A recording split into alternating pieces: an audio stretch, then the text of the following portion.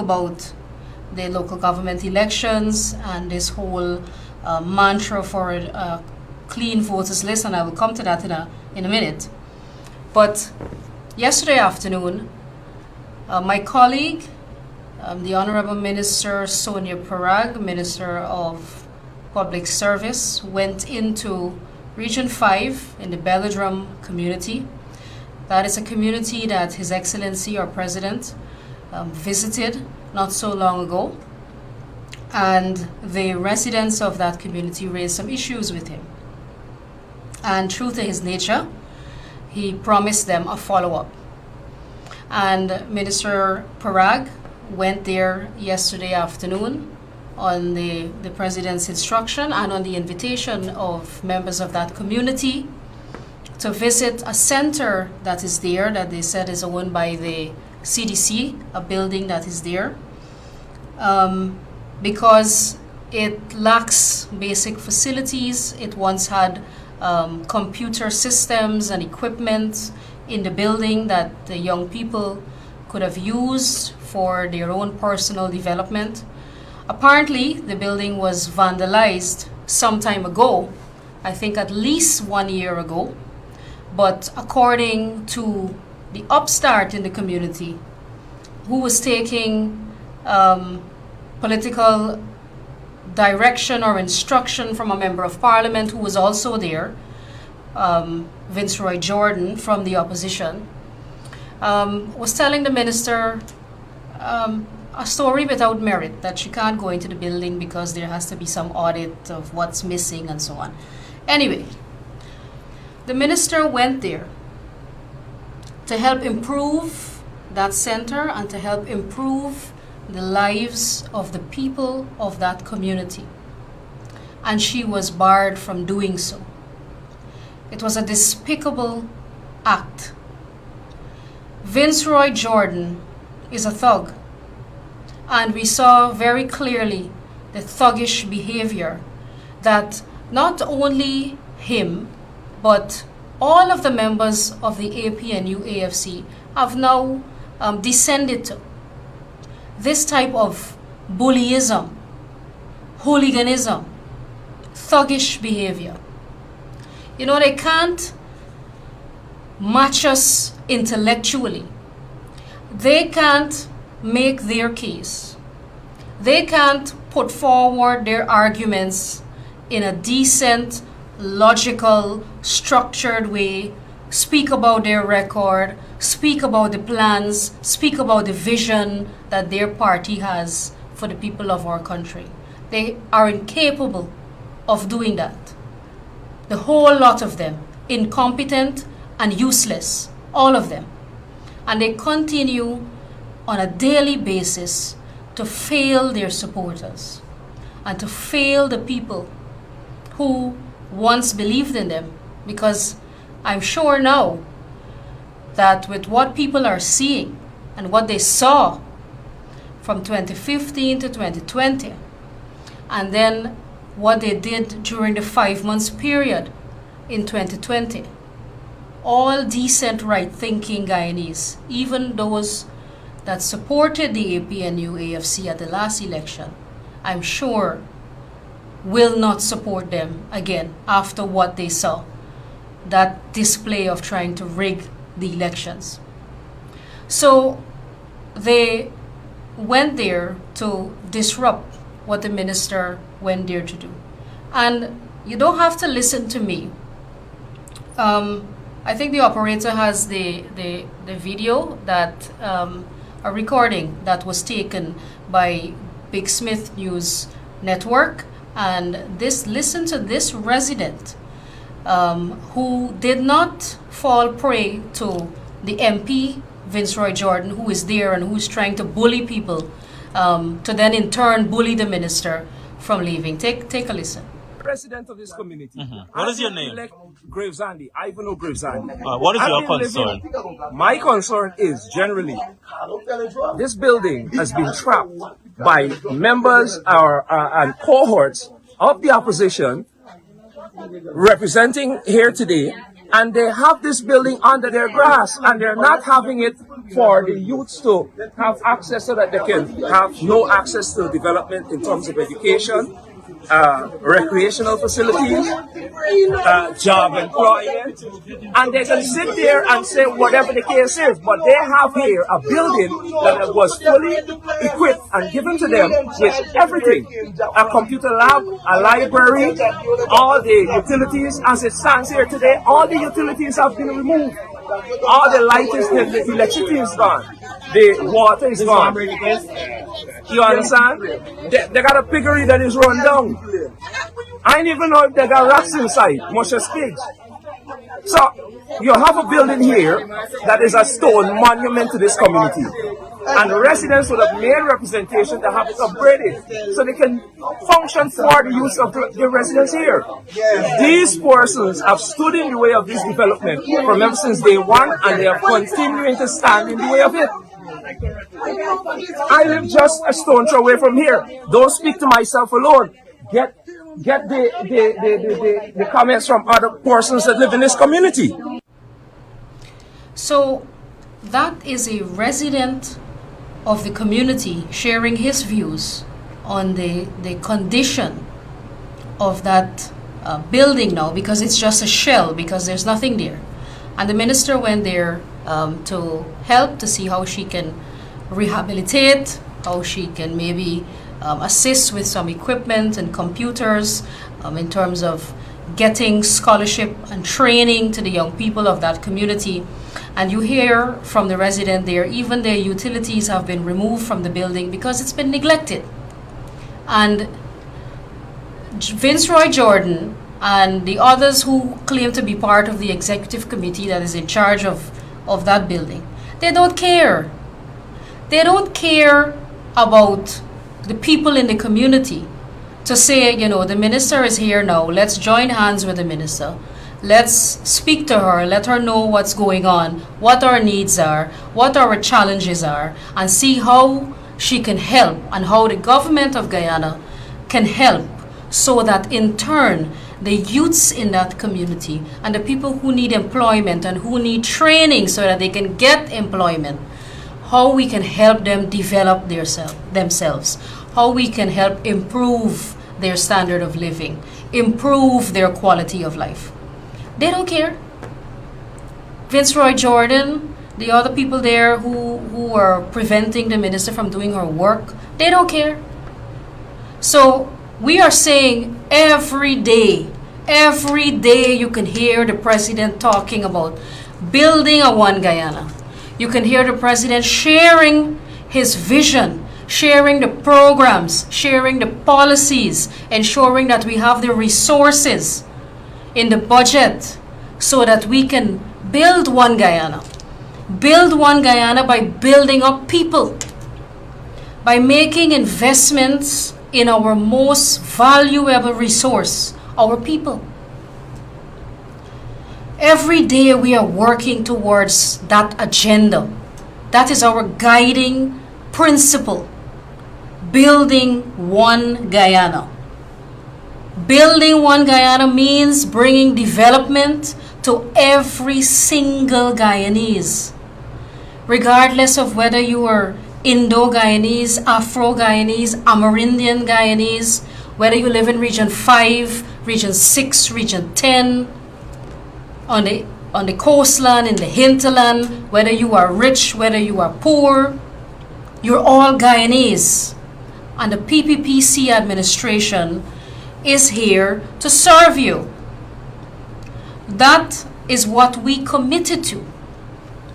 And that is what we were elected to do. And every day, that is what we are working to achieve. And so the minister went there today, and ministers are all across this country, every single day. Minister Parag went there yesterday. She's been doing phenomenal work in several communities, including in Moka. And when she went there in that community in Moka, you know, the similar type of resistance there once was, not as bad as it was in Belladrum, but the people realized that she is sincere in her efforts and the government is sincere, and the president is sincere, he was there too in Mocha. And all of the development you see in Mocha now, it was done by the PPPC. All the roads and the communities and the houses and all of those things in there, those things were built by the People's Progressive Party Civic. And now we are there, the Ministry of Housing, we have the continuation of the 4-lane highway that is going to Diamond. We are passing the 4-lane highway through that community where there are some squatters, and the squatters are being relocated. They're being given land in a developed housing scheme that has infrastructure where they can have legal connection to utilities, water, electricity.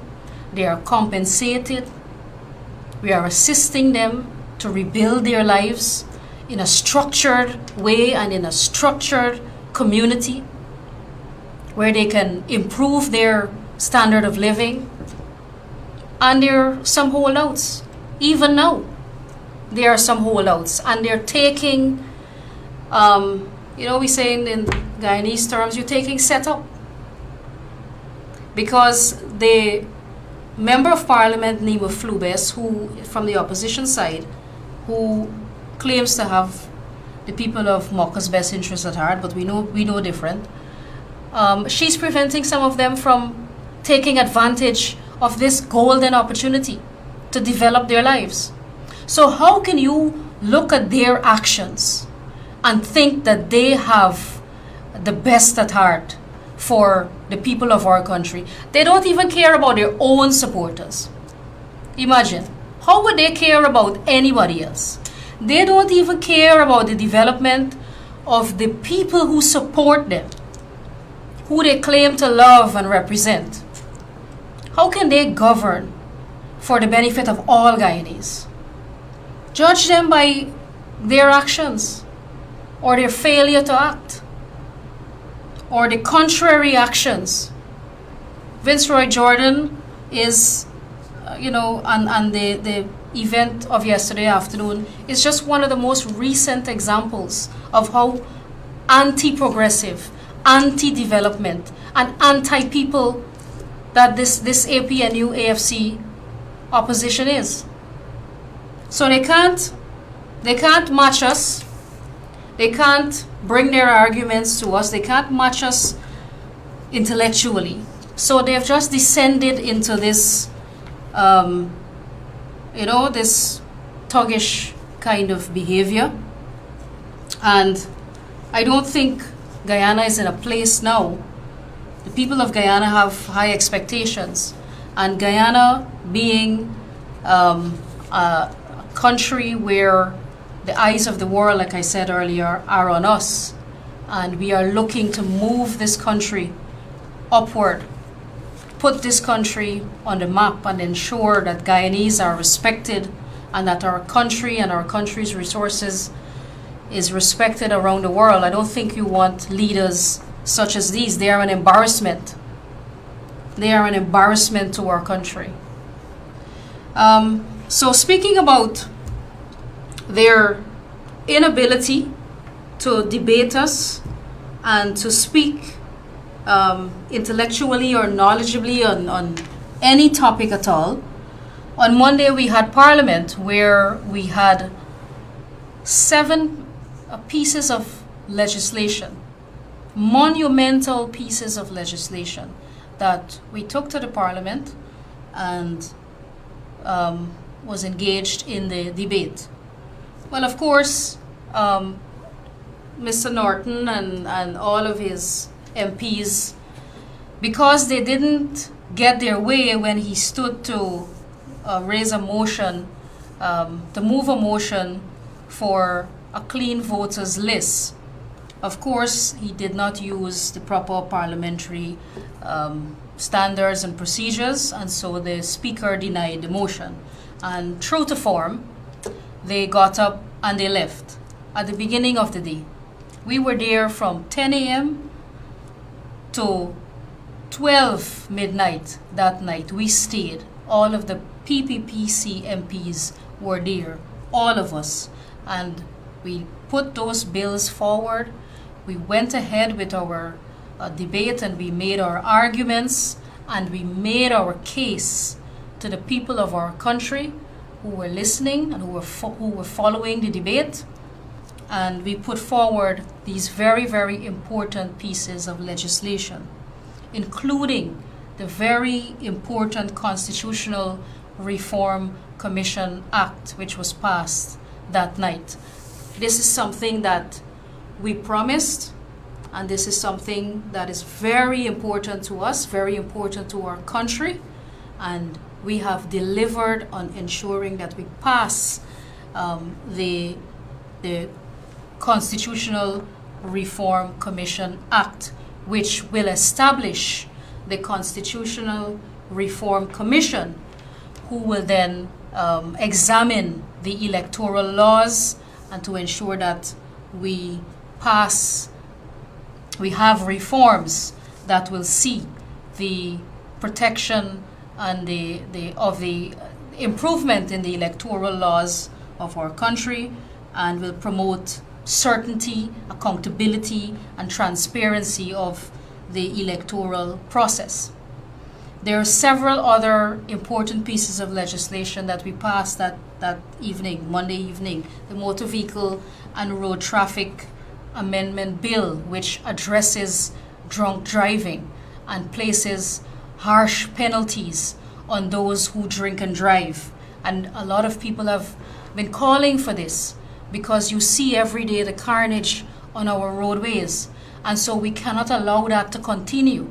In protecting our people, and I was just a moment ago speaking about investing in our people, we also have to protect our people. We have to ensure we keep our people safe.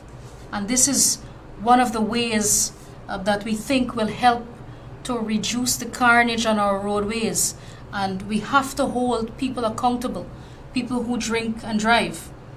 Similarly, the Intoxicating Liquor Licensing Act was passed that evening, which, in short, places some responsibility on bar owners and those who sell alcohol, putting some responsibility on them to not to sell somebody who is clearly intoxicated, to call the police or to intervene if you see a drunk person getting behind the wheel, and other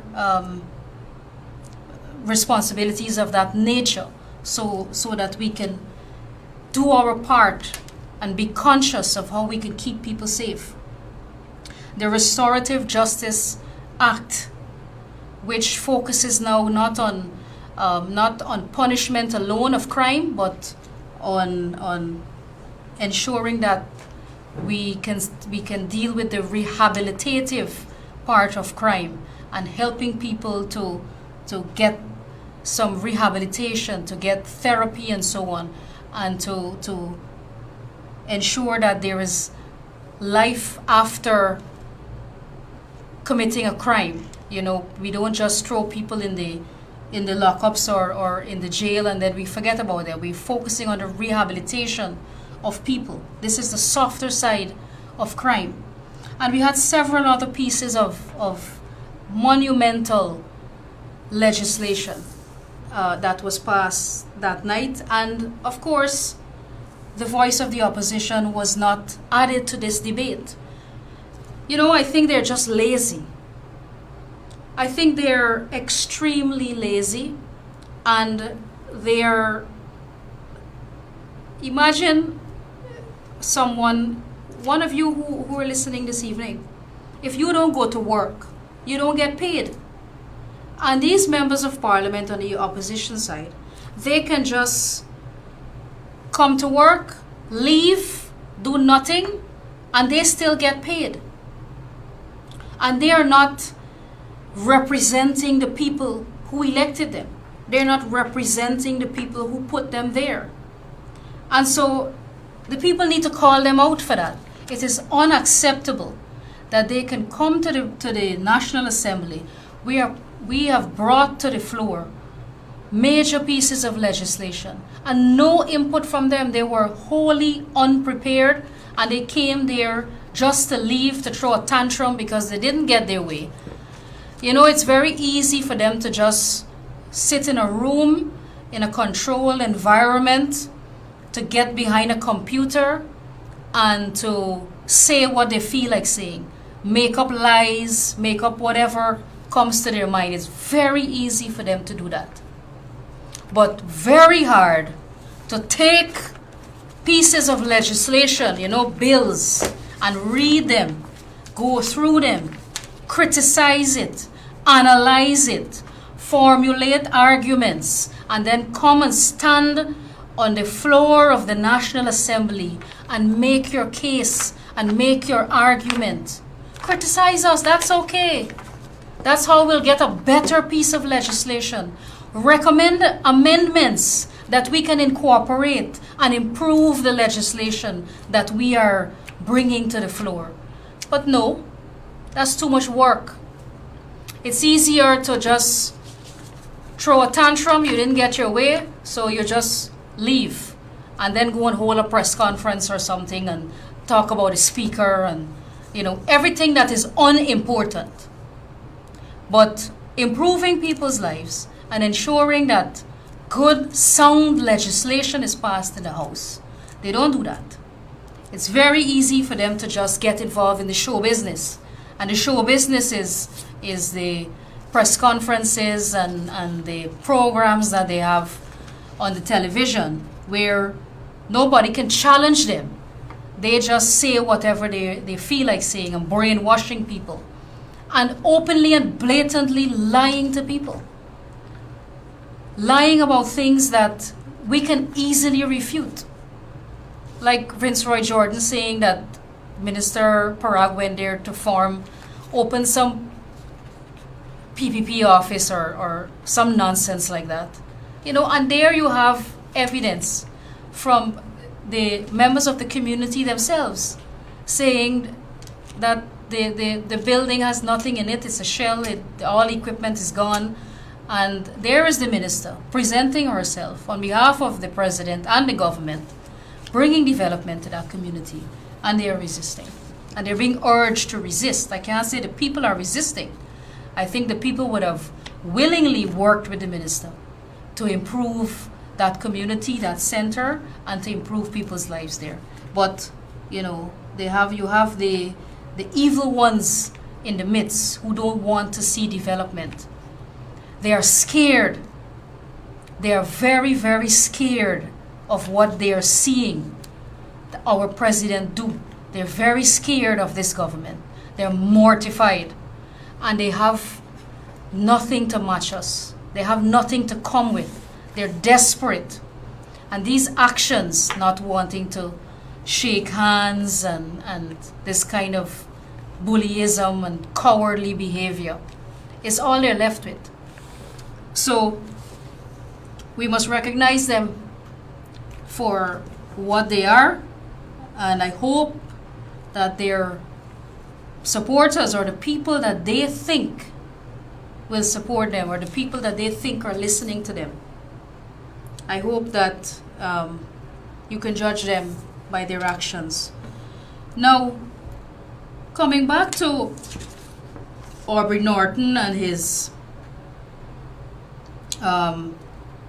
protest for a clean voters list. Now, if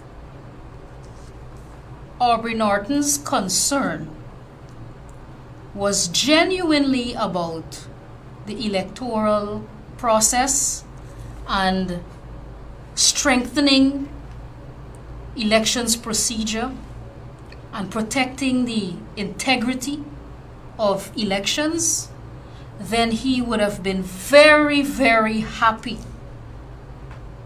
when we brought the Constitutional Reform Commission bill, which is now an act because it was passed on Monday night. He should have been very happy because, in fact, they promised that.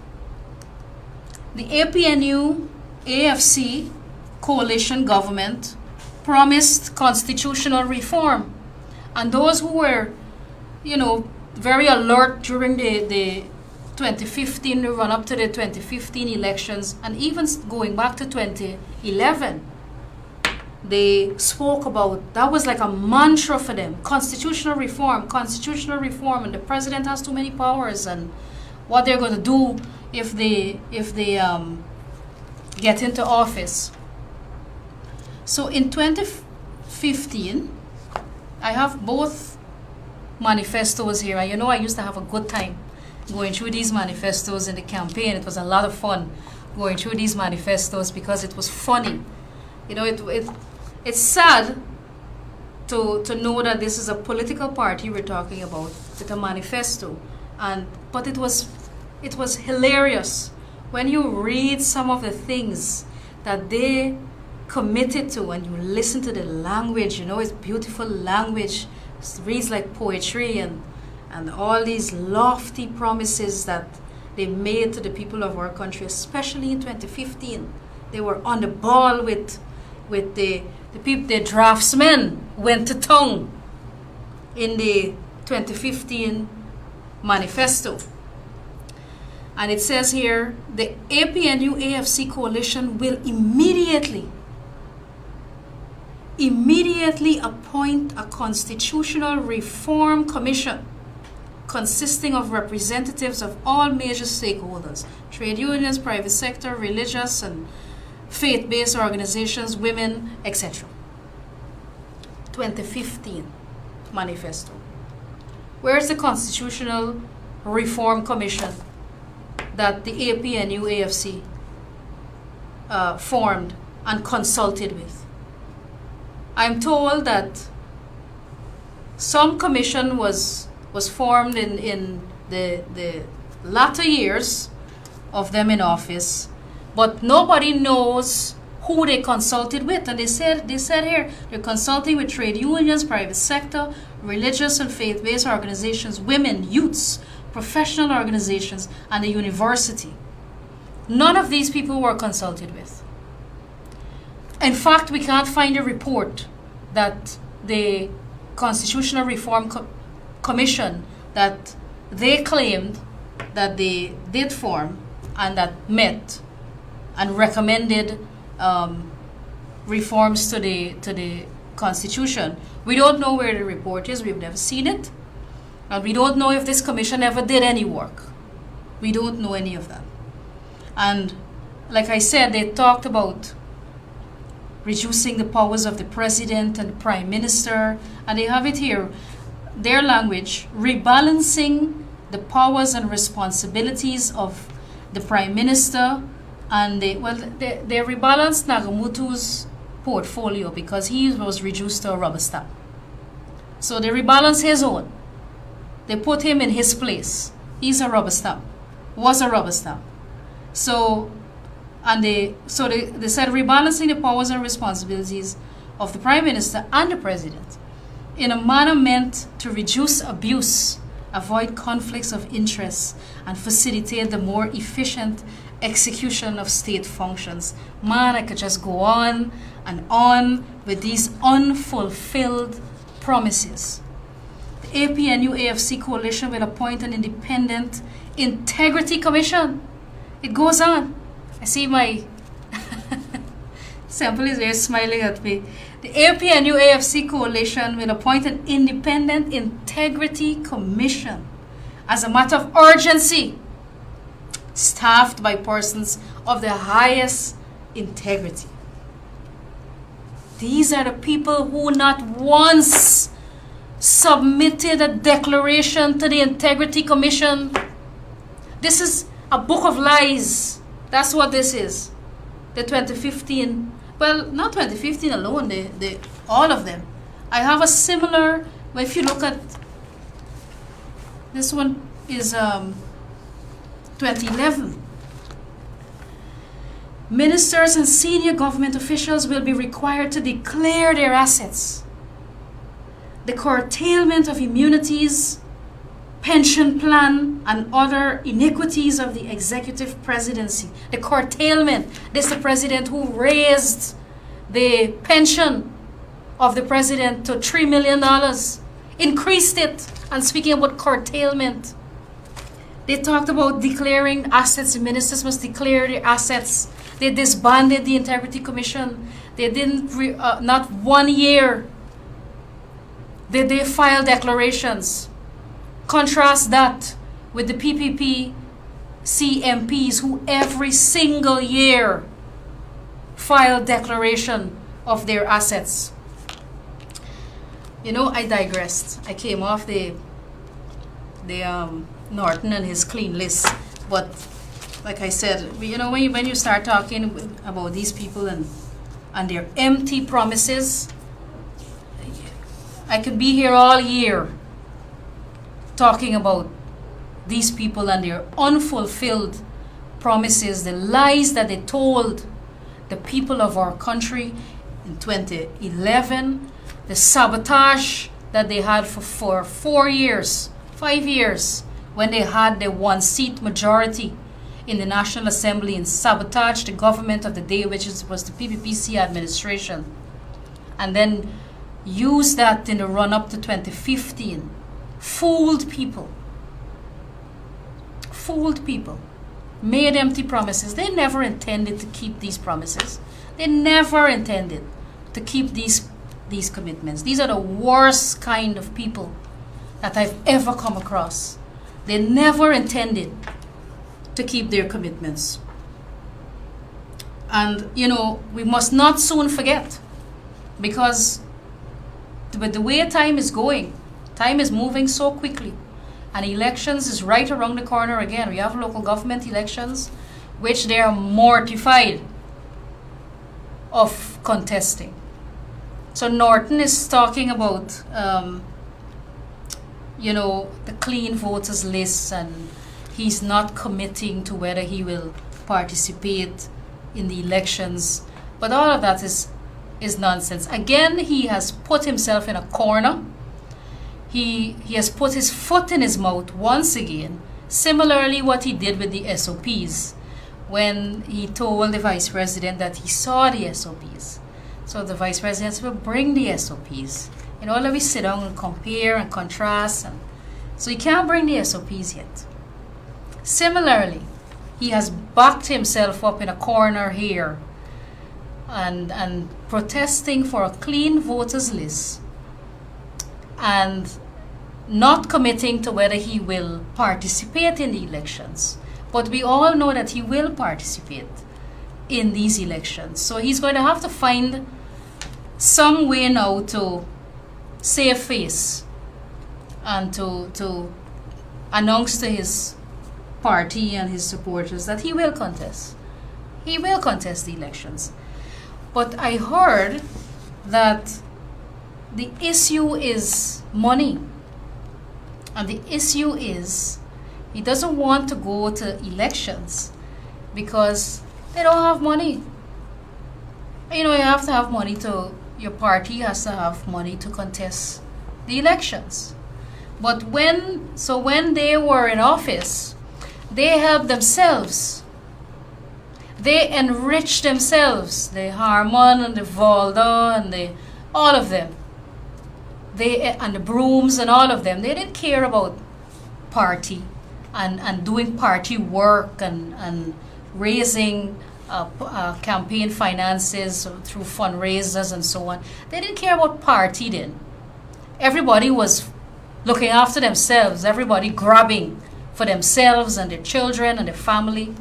Nobody didn't care about the party. So the party is broke. And poor Norton, the junior functionary, you know, he has to now carry the weight of the bankrupt PNC, and they're bankrupt in more than one ways. They're bankrupt in terms of finances, they're bankrupt in terms of talent, bankrupt in terms of intellect. They're just completely bankrupt. So anyway, you know, I just remember this movie, the movie I was telling you about, Django, where this old Western movie where the star of the movie was pulling this this coffin with him, you know. That's what That's what Norton doing. He just pulling his coffin with him. The PNC is dead. So that's how I think about Norton and the PNC. So the constitutional reform. So if somebody says, oh, we want a clean voters list, that in and of itself doesn't sound like a bad thing. So people might be saying, well, why the PPP don't want a clean list? But what is Norton referring to as a clean list? What is a clean list? Now, in order to vote, the Constitution clearly sets out the requirements of someone to vote. You have to be 18 years old, you have to be Guyanese. Now, prior to the constitutional reform amendments of 2001, there were 3 requirements: 18, Guyanese, and resident in Guyana.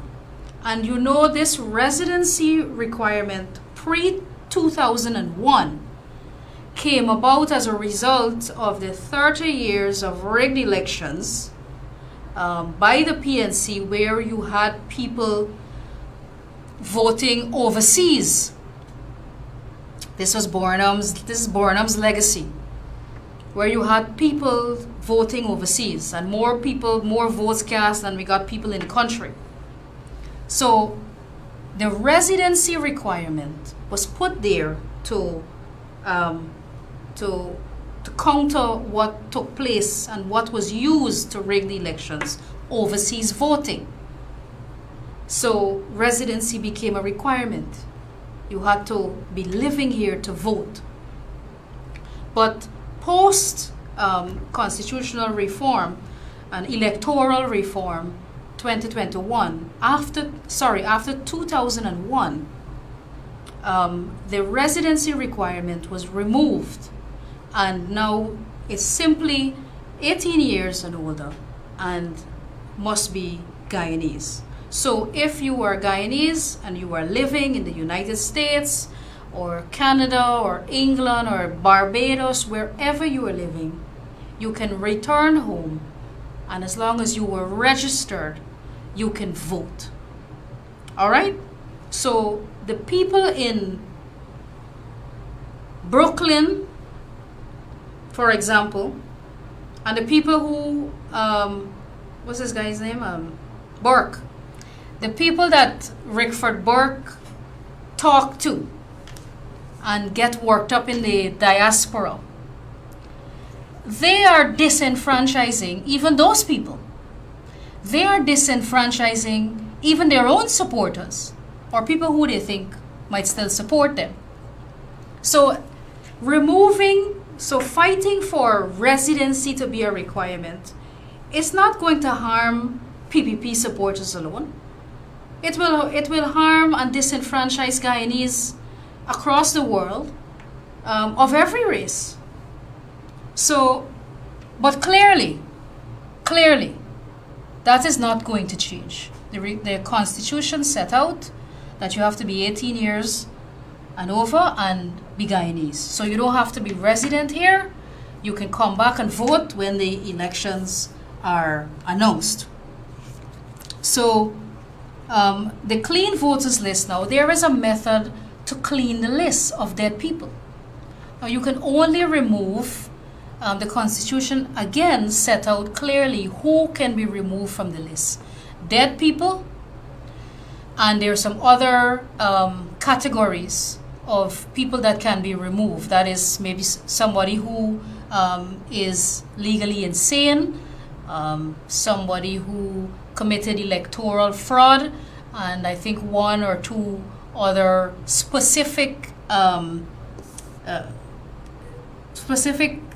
qualifications or disqualifications for people who can be removed from the list. And there is a process to do this. The Registrar of Births and Deaths can send over the list of all of the dead people, And GCOM can easily remove the names of all of those people from the list, thereby cleansing the list, which is what Aubrey Norton is talking about, a clean list. But that is not the kind of clean list that he's talking about. He wants to disenfranchise people from being able to vote. He's talking about people who live outside of Guyana. But that matter was settled. It was settled already, and the Chief Justice ruled on this matter already when they attempted to do the illegal house-to-house registration that was started under Patterson, the chairman of the Guyana Elections Commission, who they unilaterally installed there as the chairman. So when we went to the courts, the court stopped it, and the Chief Justice said that it is illegal and it is unlawful and unconstitutional to start back the register from zero, because you would have removed all those people unconstitutionally by going and doing a fresh house-to-house registration. We have an existing database or a list of registrants, and those people can only be removed if they are dead. Those are the only people that you can remove, and subject to the other categories as set out in the Constitution. So Norton knows that this is a failed argument. This argument has nowhere to go. Just like the other things where he ends up putting his foot in his mouth. So I don't know what is the end game here for Aubrey Norton, because he's not going to get what he wants here. It is unlawful, it is unconstitutional, and he has people every week in the sun in front of GCOM building taking precious productive hours out of their lives to go there to protest for something that he knows is impossible. They could care about people. Have people making themselves fools, wasting their time, feeding them lies. It cannot happen, and it will not happen. And Aubrey Norton knows that. So then they talk about other things like biometrics and all of these things. But this is another way of getting people's biometrics into the system, thereby creating another threshold, one that does not exist in the Constitution. And we know this again, and we know our history because we've spoken a lot about this with the Esther Pereira case, where the ID card was introduced as being another qualification for voting. And when both the PNC and the PPP agreed that they will use the ID card, and the elections were held, and the PNC lost the elections, the same PNC that agreed to use the ID card went to the court and said the PPP disenfranchised people by asking them to vote using their ID card as a qualification to vote. And we know what happened. Claudette Singh ruled that we had to go to fresh elections and that was unconstitutional. And that is why today, even without an ID card, you can vote. So that's how that came about. So all of these things have a history. And we have to understand the process and how we got here. Everything was tried and tested and debated and went to the court and adjudicated and is in the Constitution. So now, as long as you're registered, you're on a list. The polling agents have what is called a folio with your picture on it and all of your details. So even if you can't find your ID card, or you lost your ID card, or you don't have a passport, you just present yourself, give them your name, and they will look at you and identify you from the folio that they have. Hence, there's no need for you to use the ID card, because the right to vote is sacred. The right to vote is constitutionally enshrined, and we are not going to be a part of any process that adds or creates hurdles or barriers from people putting their X wherever they want to put it and electing a government of their choice. We are a democratically elected government, and we believe in democracy, and we believe in people's freedom and right to choose. And we work every day to ensure that we are the right choice and to ensure that people know and feel satisfied that they made the right choice. We respect people. We respect the promises we made to people. And we will ensure that we deliver on those promises. The president said he's going to build a one Guyana. That's not in the manifesto.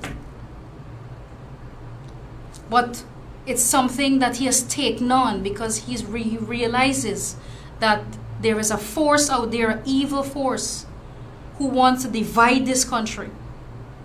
So while we are delivering on all of the other things, ensuring that there is economic prosperity, ensuring that there's development in infrastructure, ensuring that we train people and educate people through scholarships and good schools, ensuring that we take care of the health of the nation by constructing hospitals, building bridges, ensuring that we have food security, ensuring that the water and the power stays on, ensuring that we transform that sector. While we do all of that, we are also going to unite people through that one Guyana agenda, bringing people together and delivering for all the people of our country. That's all we want. That's all we want, and we're working towards that every single day. So what Aubrey Norton wants, the clean voters list, and clean in the sense of his definition, meaning to start over. It's not going to happen. And to clean the list, there is a process. The same claims and objection period that you hear about, you use that time. That is ongoing. Every 6 months, I believe, there's a claims and objections period, and people who have lost loved ones can have their names removed from the voters list through a very simple process. So the list is not bloated in the sense that people are there who shouldn't be there. Whoever is there have a right to be there. And whoever is on the list that have passed away, they can't vote anywhere because they're dead. So this lie that they fabricated about dead people voting during the 2020 elections and so on is just that. It's a lie. We have very robust elections procedures, and that was verified. It was verified through the recount process. And after having sat in Artachong for 33 days for that recount and witnessing all of the boxes in my station being recounted, I was very impressed with the accuracy of the results of the recount. Very impressed, which says to me very clearly that there is integrity in the process. So there is room for improvement. There are laws that we can tighten. There are laws that we can strengthen. There are procedures that we can improve on, and we can ensure that we don't have a repeat of some of these things, like ensuring that we are proposing, in some of the amendments that we are proposing to the Representation of the People's Act, is to ensure, for example, so there are many, there's a long list of amendments that we are proposing, but some of the important ones are, for example, the uploading of the statements of poll to the GCOM website even before it is counted. Even before it is counted. So this scenario where we had statements of poll being removed from polling places, and we have GCOM Mingo telling us this is what his statement of poll has. You read your statement of poll, and we're objecting all the time, saying that's not what we have here. And that not the PPP alone, the ANUG and the some of the other parties, the New Movement, and quite a few of them. All of them have statements of poll that match ours, except Mingo. Only Mingo got a different statement of poll, and that we know because we are familiar with the process cannot happen, because it is one statement of poll that is filled out on the night by the presiding officer, and it is carbon copied. It is carbon copied. So you can't have a different statement of poll from me, because I didn't fill out this one independently from this one. It is a carbon copy document.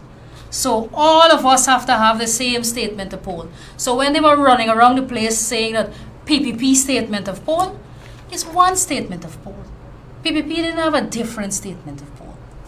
Anyway, so did he just signal to me? Yeah. All right. So some of the other things include the random placement of presiding officers. So in case they plan to, do any wickedness with the presiding officer on the day of the elections, they wouldn't know where the presiding officer will be. So random placement of presiding officers to ensure that there's no skullduggery in the process.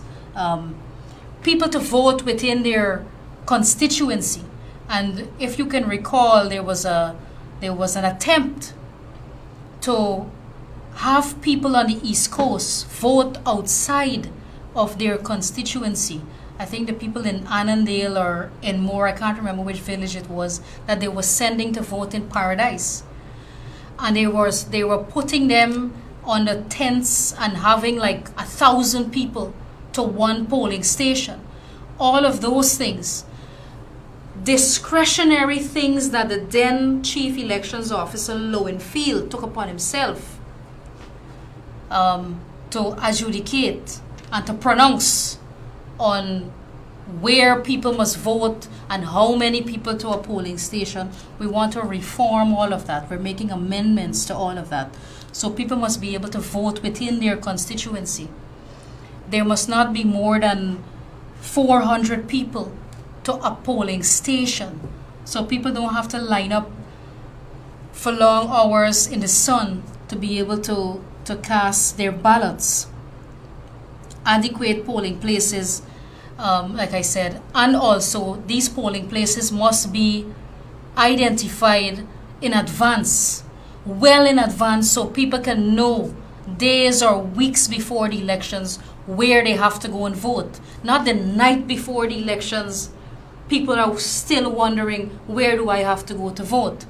So these are the types of amendments that we are proposing. Sensible amendments based on what we saw take place in 2020 and the abuses and the discretionary powers that were given to the CEO. We do not want a repeat of that. Publishing of the manuals is another recommendation we are making, so that presiding officers know what they have to do, and so that we, the political parties and the people of the country, can know what exactly the procedures are, which documents are to be placed in the box and sealed, which documents are to be placed in the envelopes and returned to the returning officer.